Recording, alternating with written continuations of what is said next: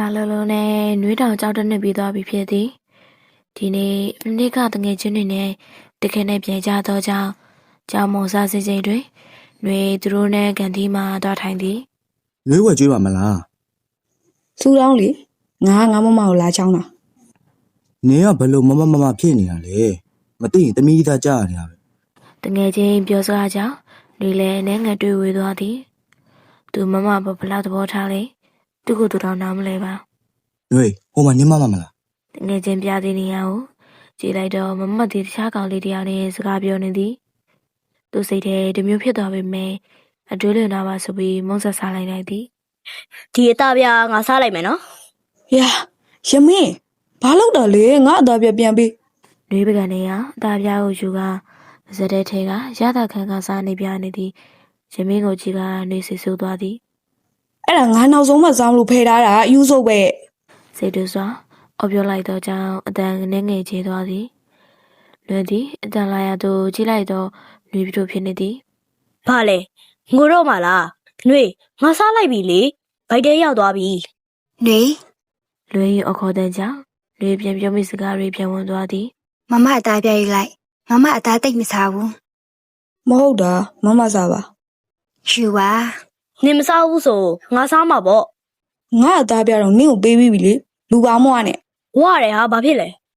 ကဲတော့ပါတော့ကလေးတွေကြာနေရပဲ လူဝင်သားမှာနှစ်ယောက်သားညင်ကြသွားသည်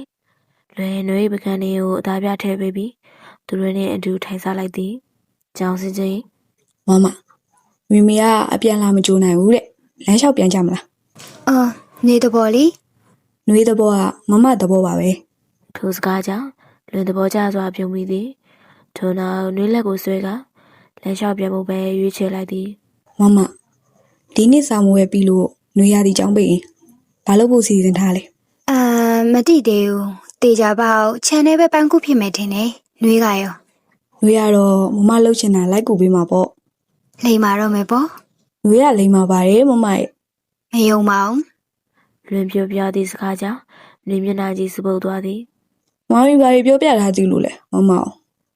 ဒီเจ้าနဲ့ဆိုเจ้าပြောင်းရတာ3ခုရှိပြီရဲ့အရန်ဆိုးတယ်တဲ့ မဟုတ်ပါဘူးဆိုမမီလျှောက်ပြောနေတာ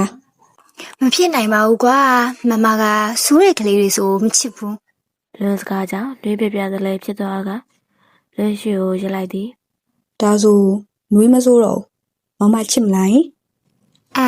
မပြောတတ်ဘူးလေ အတီးဂတိနှွေးတကယ်မစိုးတော့ဘူးရန်လည်းမဖြစ်တော့ဘူးမမချစ်နော် အဲ့မှာမချစ်စရာဒီလူဆိုးမလေးပဲရှိရအောင် မမနော်မစိုးပါဘူးဆို ဆိုးပါရဲ့ မမနော်